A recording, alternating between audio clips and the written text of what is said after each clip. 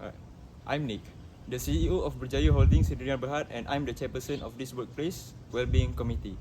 My role is to lead our discussions, ensure objectives are aligned with the company values, and support the implementation of initiatives and improve employee well-being and conduct across the organization. Hello, I'm Adlan. I'm from the Human Resources Department. As the HR representative, my role in this committee is to develop well-being initiative, ensure policies related to mental health and workplace conduct are implemented effectively and fairly. I am also responsible for coordinating employees, support program and managing internal reporting procedure. Hi, I'm Ayu, and I represent the supervisory level in this committee. My role is to provide insight into the day-to-day dynamic of our teams, help implement well-being and conduct policies on the ground, and ensure supervisors are trained and equipped to support their staff effectively. I also act a link between frontline employees and upper management. Good afternoon, my name is Nur Kalisa and I am the elected employee representative. My responsibility is to voice concerns and experience and ensure the staff perspective are reflected to all decisions made by the committee. I will also help drive initiatives that promote peer support and safe communication channels. My name is Shohada from the Legal Department, serving as the committee's legal advisor. My role is to ensure all of our initiatives comply with applicable laws and regulations. I will provide legal guidance on policies, reporting procedures and employee rights to make sure our workplace remains both safe and compliant. Hello everyone, I'm Shafika, Secretary for this committee. My main duties include documenting meeting proceedings, tracking action item and deadlines, and coordinating communication between members. I'll also be leading the subcommittee on supplementation, well-being programs, and employee engagement activities.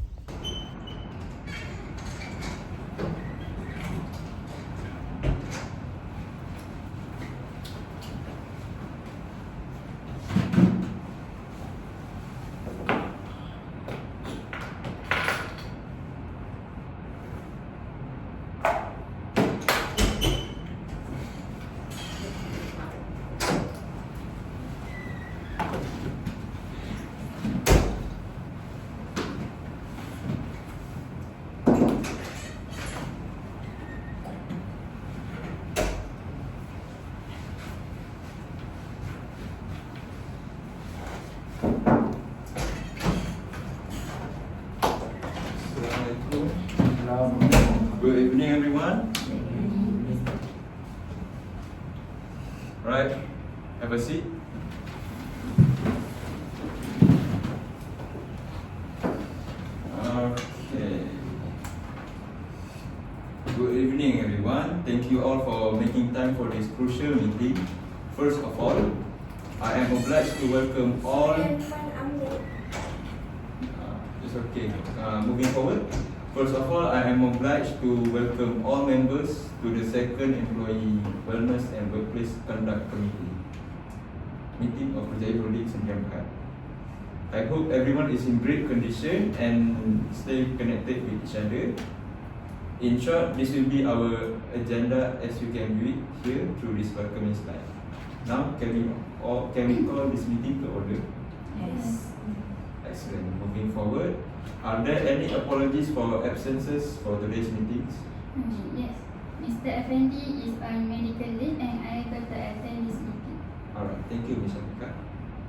Okay. Moving to item number 2, the minutes from our last meeting. Everyone should have received them by now.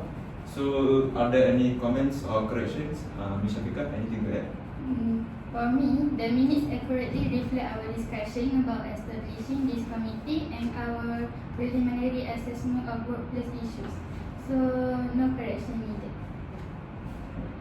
I would like to confirm that the action item about conducting employee survey was completed as recorded. Oh yes, and the timeline mentioned for policy review is accurate. The employee concern also raised in the last meeting were captured correctly. The legal compliance requirement we discussed are properly documented. Okay, thank you everyone for confirming with me. I propose we accept these minutes as accurate. Do I have a second? Yes, I second the motion. Alright, motion carried, minutes accepted. Let's move on. Alright, agenda number 3, matters arising. Adlan, you were tasked with completing the employee survey. What did you discover? Thank you, Nick. The surveys are quite revealing. Out of 150 employees, 52 were reported high stress level, 18 indicated that they have witnessed inappropriate behavior, and 8 reported experiencing harassment or bullying directly. Those numbers are really concerning, but I'm not surprised. Many employees told me that they felt comfortable participating because it was anonymous.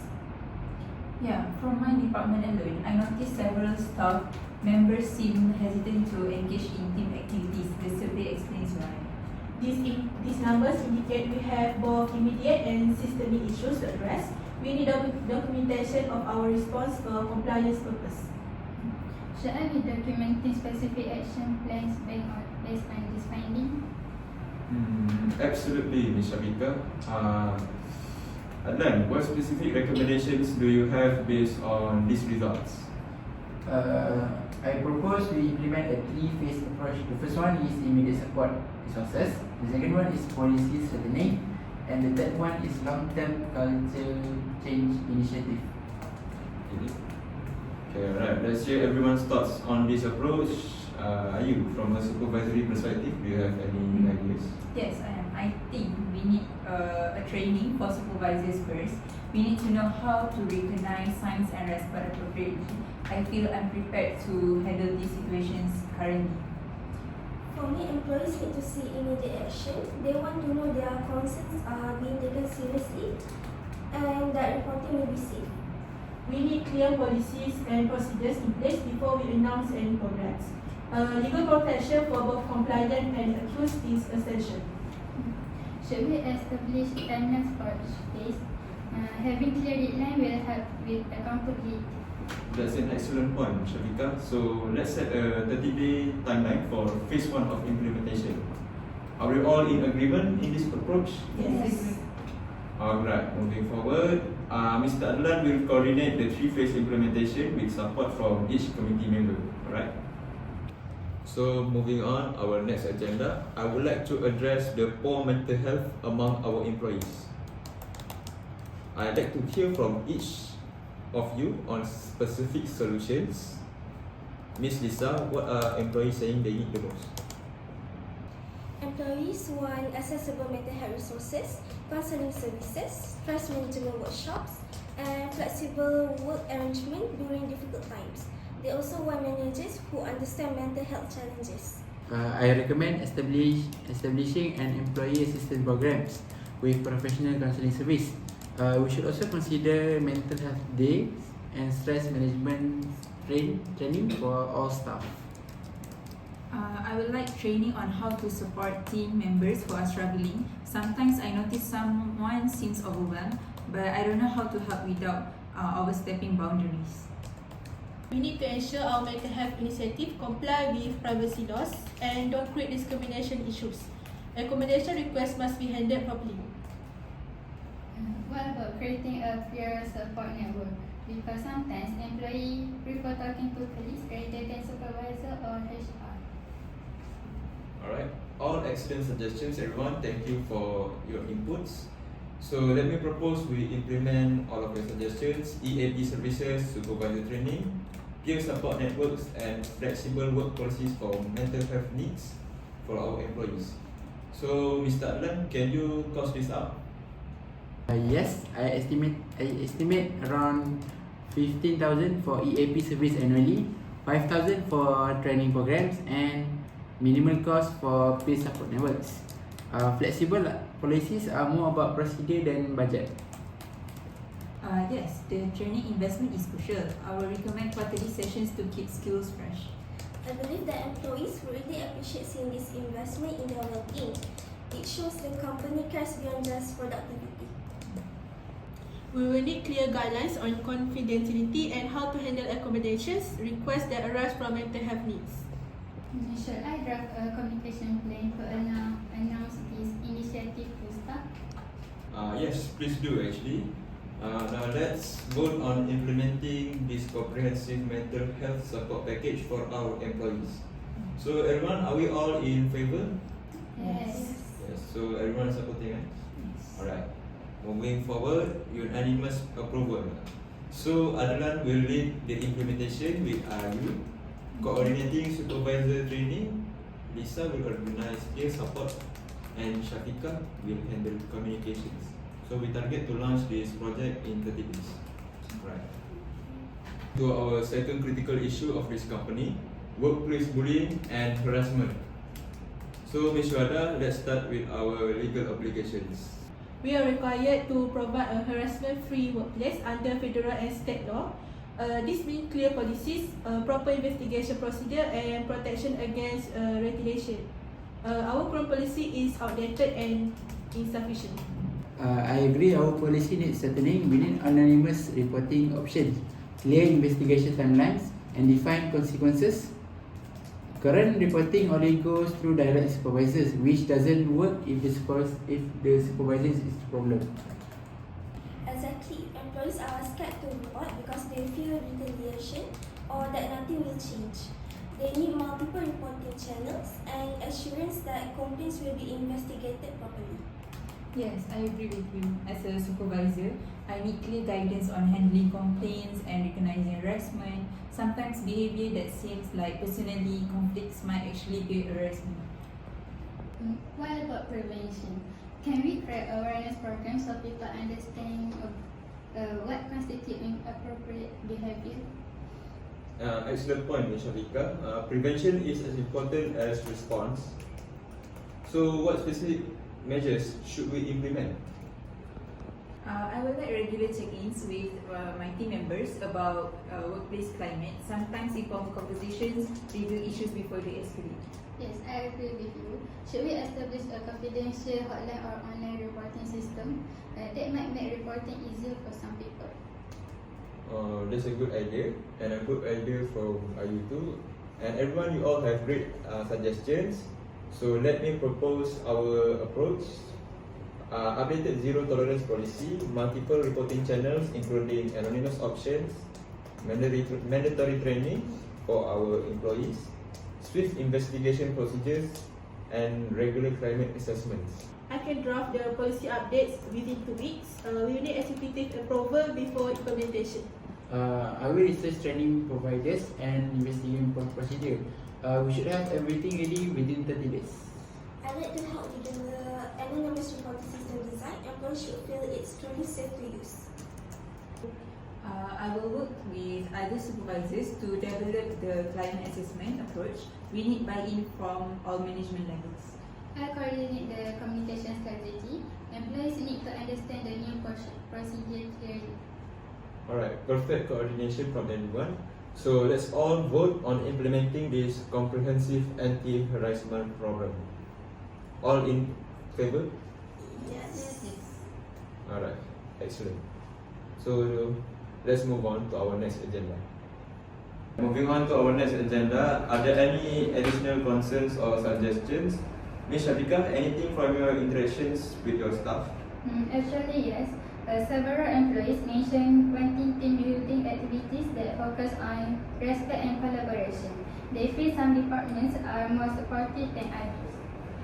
That's interesting. Maybe we could implement culture champions, volunteers who help model positive behavior and support new initiatives.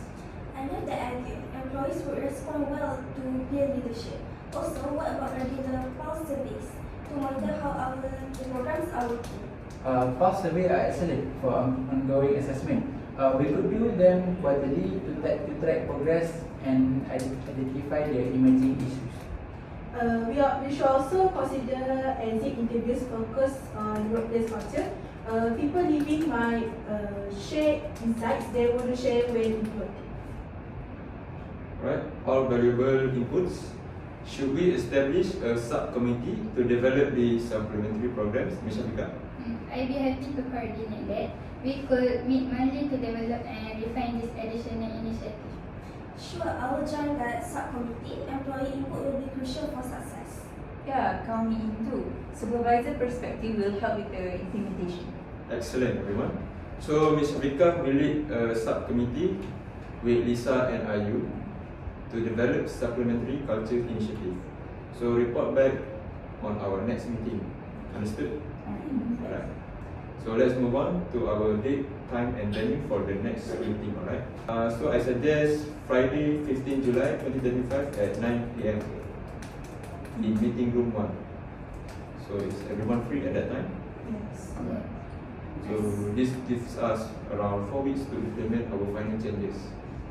So any ideas or suggestions? That works for me. I'll send calendar invites for everyone. Perfect timings. I'll have the preliminary implementation reports ready by then. Yeah, for me, July 15 works. I will have supervisor training feedback to share. Good for me. I can report on employee response to the new initiative. And I will have the policy draft complete and any compliance updated. Alright, wonderful. So meeting scheduled for July 15th at 9 AM. Thank you everyone for such engaged participation today. Every voice of one of you contributed valuable insights that will make our initiatives more effective. So I will have detailed minutes distributed by Monday with all action items and deadlines clearly outlined. I appreciate everyone's commitment. This change will make a real difference for our employees. Thank you everyone. Employees will be so relieved to see concrete action on this action. Yeah, I am looking forward to having a better tools to support my team.